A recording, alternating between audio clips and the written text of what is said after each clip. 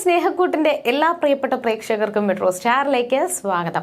അങ്ങനെ നമ്മുടെ സ്നേഹക്കൂട്ടിൽ ഇപ്പോൾ കഥ വളരെ ഇൻട്രസ്റ്റിംഗ് ആയിട്ട് മുന്നോട്ട് പോകാൻ എനിക്ക് ഭയങ്കര ഇഷ്ടപ്പെട്ടു.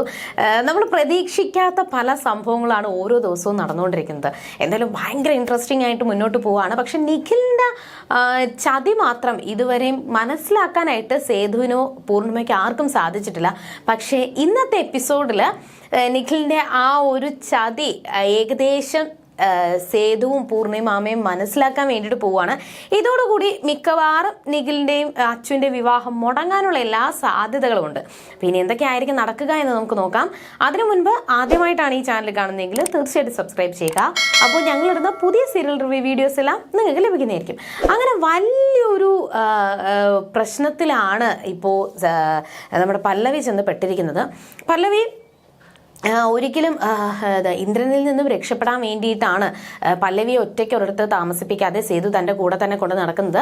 അങ്ങനെ ഇപ്പോൾ കോളേജിൽ അത്യാവശ്യം സമ്മർ ക്ലാസ് ഒക്കെ തുടങ്ങാൻ വേണ്ടിയിട്ട് പോവാണ്. അതുകൊണ്ട് തന്നെ പല്ലവിക്കും പിന്നെ അവിടുത്തെ സ്റ്റുഡൻസിനും എല്ലാവർക്കും കൂടി വേണ്ടിയിട്ട് മാനേജ്മെന്റ് ഒരു മീറ്റിംഗ് വെച്ചു. അപ്പോൾ മീറ്റിങ്ങിൽ പ്രത്യേകിച്ച് സാറ് പറഞ്ഞത് ഇവിടെ ഒരു അവധിക്കാല ക്ലാസ് തുടങ്ങാൻ വേണ്ടിയിട്ട് പോവാണ്. 2 കോഴ്സുകളുണ്ട്. ഒന്ന് പ്രത്യേകിച്ച് കമ്മ്യൂണിക്കേറ്റീവ് ഇംഗ്ലീഷുമായി ബന്ധപ്പെട്ട ഒരു കോഴ്സും പിന്നെ വേറൊരു ഭാഷാ കോഴ്സുമാണ് വരുന്നത്. അപ്പോൾ ഈ കോളേജിലുള്ള 2 പേർക്കാണ് അഡ്മിഷൻ ഉള്ളത്. ഈ കോളേജിൽ നിന്നും 2 പേർക്കും ബാക്കിയുള്ളവരെല്ലാവരും പുറത്തു നിന്നാണ് വരുന്നത്. ടോട്ടൽ 10 പേർക്ക് ആ ഒരു കോഴ്സിൽ പഠിക്കാനായിട്ട് പറ്റത്തുള്ളൂ. അപ്പോൾ ബാക്കിയുള്ളവരെല്ലാവരും പുറത്തുനിന്ന് വരുന്നു എന്ന് പല്ലവി പറഞ്ഞു. അപ്പോൾ ഇത് അറിഞ്ഞ ഉടനെ തന്നെ പല്ലവി നേരത്തെ സ്വാതിയുടെ പേര് കൊടുത്തിട്ടുണ്ടായിരുന്നു. അങ്ങനെ മാനേജ്മെന്റ് എല്ലാ കാര്യങ്ങളൊക്കെ പറഞ്ഞതിന് ശേഷം പോയി. എന്നാൽ പല്ലവി തിരിച്ച് വീട്ടിലോട്ട് പോകും. അപ്പോൾ ഈ ഒരു കോഴ്സിൽ മെയിനായിട്ട് നേതൃത്വം നൽകേണ്ടത് പല്ലവിയും ആനി ടീച്ചറും മാധുരി ടീച്ചറുമാണ്. അതെല്ലാം പറഞ്ഞതിന് ശേഷം അവർ പുറത്തോട്ട് പോയി.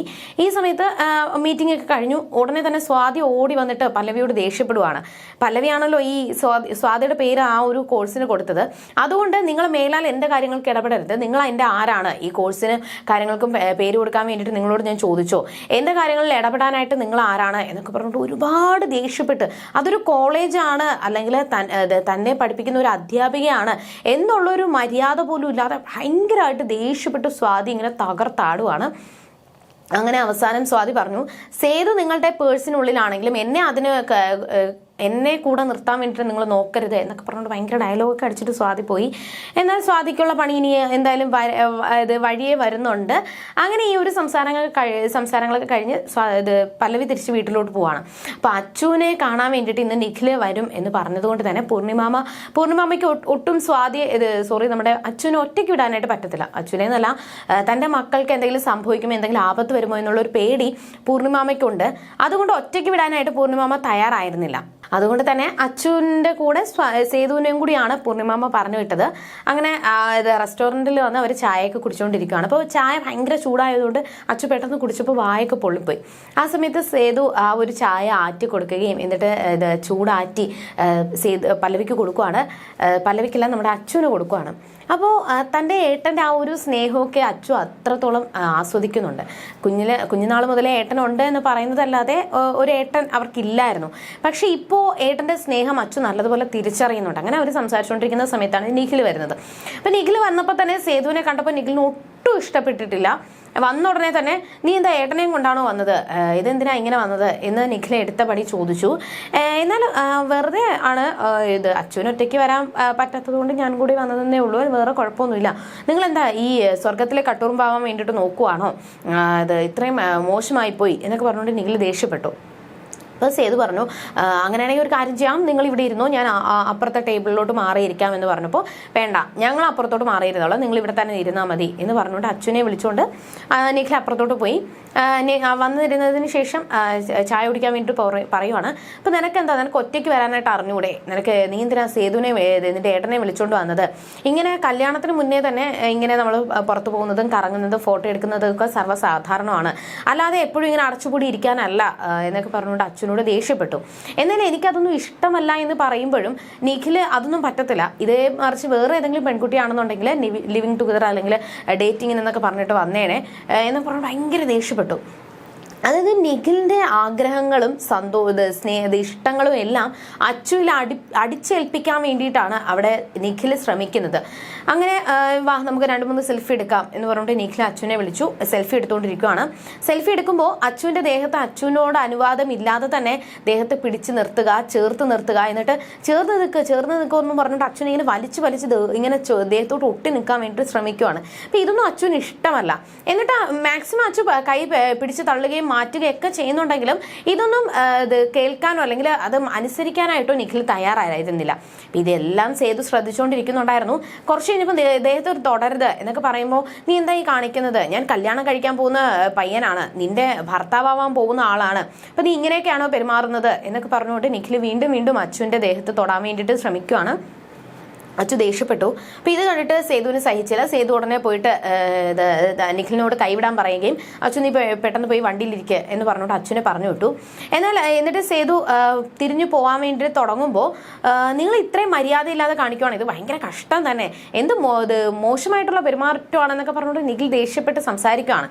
അപ്പോൾ സേതുവിന് ദേഷ്യം വന്നിട്ട് സേതു ഇങ്ങനെ കൈ അടക്കി പിടിച്ച് നിൽക്കുകയാണ്. തന്റെ ദേഷ്യം പുറത്തു വന്നു കഴിഞ്ഞാൽ പിന്നെ നിഖിൽ ഏറിലായിരിക്കും നിൽക്കാൻ പോകുന്നത് എന്ന് സേതുവിന് നല്ലതുപോലെ അറിയാം. അതുകൊണ്ട് ഇതിന്റെ മറുപടി ഞാൻ നിന്നോട് പറയുന്നില്ല എന്ന് പറഞ്ഞുകൊണ്ട് സേതു ദേഷ്യപ്പെട്ടു പോയി. അങ്ങനെ വീട്ടിൽ വന്ന ഉടനെ തന്നെ പൂർണിമാമ അച്ചുവിന്റെ മുഖം വാടിയിരിക്കുന്നത് കണ്ടിട്ട് ചോദിക്കുകയും സേതു നടന്ന കാര്യങ്ങളെല്ലാം പൂർണിമാമയോട് വിശദീകരിച്ച് പറയുന്നുണ്ട്. ഇതേ സമയം തന്നെ നിഖിലും പ്രതാപനോട് കാര്യങ്ങളെല്ലാം വിശദീകരിച്ച് പറഞ്ഞു. അങ്ങനെ പ്രതാപൻ ഭയങ്കര പൊട്ടിത്തെറി അവിടെ ഉണ്ടാക്കി. എന്റെ കെട്ടാൻ പോകുന്ന പെണ്ണിനോട് അവൻ കാണിക്കുന്നതിന് അവൻ എന്താ കുഴപ്പം, സേതു ആരാ എന്നൊക്കെ പറഞ്ഞുകൊണ്ട് പ്രതാപൻ ഭയങ്കര ബിൽഡപ്പ് ആക്കി. എന്നിട്ട് പുരുഷന്മാർക്കാണ് സെൻട്രൽ ജയിൽ എന്നുള്ളത്, അതുകൊണ്ട് ഇന്ന് ഞാൻ സെൻട്രൽ ജയിലിൽ പോയിരിക്കും, സേതുവിനെ കൊന്നിട്ട് ഞാൻ ഇതിനുള്ള കാര്യം ഞാൻ തീർത്തിരിക്കും, ഞാൻ ചെന്നിട്ട് അവരോട് ഞാൻ ചോദിക്കും എന്താണ്, ഇങ്ങനെയാണോ നടത്തേണ്ടത്, ഇങ്ങനെയാണോ ഒരാളോട് ഒരാളോട് പെരുമാറേണ്ടതെന്ന് പറഞ്ഞിട്ട് ഞാൻ തകർക്കാൻ പോവാണ്, അവിടെ ചെന്നിട്ട് ഞാൻ ആരാണെന്ന് ഇന്ന് ഞാൻ കാണിച്ചു കൊടുക്കും എന്നൊക്കെ പറഞ്ഞിട്ട് പല്ലൊക്കെ കടിച്ചു പിടിച്ച് പ്രതാപൻ നിഖിലിനെ വിളിച്ചുകൊണ്ട് അങ്ങോട്ട് പോവാണ്. അപ്പോൾ പൊന്നുമടത്തിലോട്ട് എത്തി. പൊന്നുമടത്തിലെത്തിയ ഉടനെ തന്നെ നിഖില് ചോദിക്കുകയാണ്, അങ്ങളെ എന്തെങ്കിലും പ്രശ്നമാവോ, നീ എന്താ എന്നെ കുറിച്ച് വിചാരിച്ചിരിക്കുന്നത്, ഞാൻ വലിയ ബോഡി ബിൽഡറൊക്കെയാണ്, ഞാൻ വലിയ കളരിയൊക്കെയാണ്, എന്നോട് അവരുടെ കളിയൊന്നും സേതുവിന്റെ കളിയൊന്നും എന്നോട് നടക്കത്തില്ല എന്നൊക്കെ പറഞ്ഞുകൊണ്ട് നിഖിലിന്റെ മുന്നിലും വലിയ ബിൽഡപ്പൊക്കെ അടിച്ചിട്ടാണ് പ്രതാപന ഉള്ളിലോട്ട് പോകുന്നത്. അപ്പോൾ പൂർണിമാമ സേതുവിനോട് പറയുന്നുണ്ട്, ഇതുകൊണ്ടാണ് ഞാൻ അച്ഛനൊപ്പം നിന്നെ പറഞ്ഞു വിട്ടത്, ഇപ്പോൾ ഇത് എന്തായി, ഇനിയിപ്പോൾ ഈ വിവാഹം വേണോ വേണ്ടെന്ന് നമുക്ക് ആലോചിക്കണോ എന്നൊക്കെ പൂർണിമാമ സേതുവിനോട് ചോദിച്ചു. എന്നാൽ വരട്ടെ, ചിലപ്പോൾ അവൻ വിദേശത്തൊക്കെ പഠിച്ചത് കൊണ്ടായിരിക്കും അവന്റെ സ്വഭാവം ഇങ്ങനെ മാറിപ്പോയത് എന്നൊക്കെ സേതു പറഞ്ഞ് ആശ്വസിപ്പിച്ച് വെച്ചിരിക്കുകയാണ്. വന്നപ്പോൾ പൂർണിമാമ അകത്തുണ്ട്. ഉടനെ തന്നെ പ്രതാപൻ വന്നിട്ട് ചേച്ചി എന്താ ഈ ഉദ്ദേശിച്ച് വെച്ചിരിക്കുന്നത് എന്നൊക്കെ പറഞ്ഞിട്ട് ഭയങ്കര ദേഷ്യപ്പെട്ടു. അപ്പം നീ എന്താ ഈ പറയുന്നത്, നീ എന്താ ഉദ്ദേശിക്കുന്നത് എന്നൊക്കെ പ്രതാപനോട് തിരിച്ചു ചോദിച്ചു.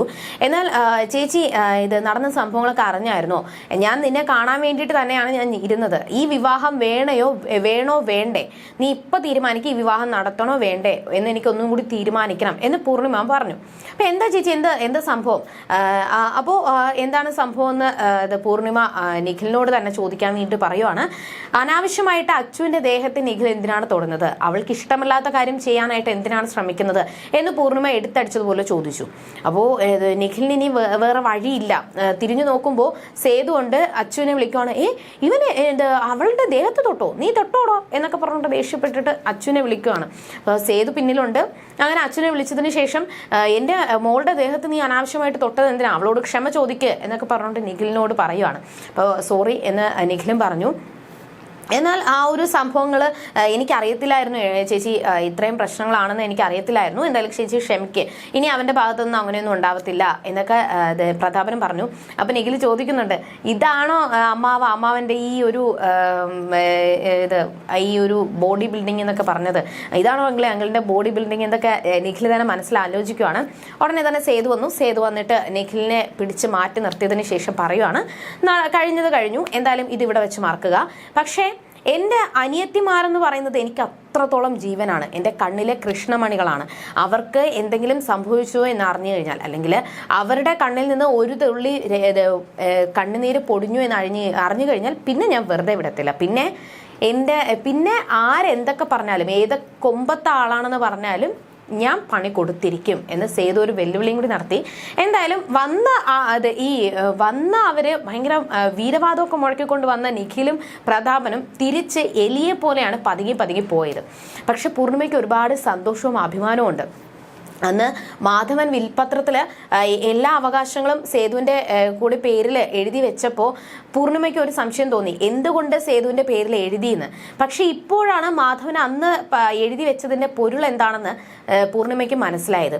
അതിൻ്റെ കൂടെ തന്നെ പല്ലവിയും അവിടെ പൂർണിമയോട് വന്ന് പറയുവാണ്, ആരുമില്ലാതെ ഞാൻ അന്ന് അത്രയും പ്രശ്നത്തിൽ തെരുവിൽ നിന്ന സമയത്ത് ഒരു കല്യാണം നടത്തി എന്ന് പറയുന്ന ആ ഒരു ബന്ധം മാത്രമേ നമ്മൾ തമ്മിൽ ഉണ്ടായിരുന്നുള്ളൂ.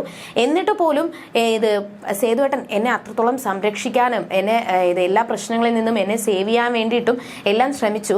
കൂടാതെ എനിക്കൊരു താങ്ങും തണലുമായിട്ട് എനിക്കൊരു താമസിക്കാൻ ഒരു സ്ഥലം വരെ തന്നു. അങ്ങനെയുള്ളപ്പോൾ പൂർണിമാമയും മക്കളെയും സേതുവേട്ടൻ എത്രത്തോളം സ്നേഹിക്കുമെന്ന് അറിയാമോ എന്നൊക്കെ പറഞ്ഞുകൊണ്ട് അവർ സംസാരിക്കുകയാണ്. അപ്പോൾ ഇനി എന്തൊക്കെയായിരിക്കും സംഭവിക്കാൻ പോവുക? എന്തായാലും നിഖിലിന്റെ ചതി പുറത്താവുന്ന ഒരു സിറ്റുവേഷൻ വരെ എത്തി. പക്ഷെ എന്തോ ഭാഗ്യം കൊണ്ടാണ് നിഖിൽ രക്ഷപ്പെട്ടു പോയത്. എന്തായാലും ഇനി എന്തൊക്കെ ആയിരിക്കും സംഭവിക്കാൻ പോവുക എന്ന് നമുക്ക് വരുന്ന ആളുകളിൽ കണ്ടറിയാം. അതുവരേക്കും ബൈ.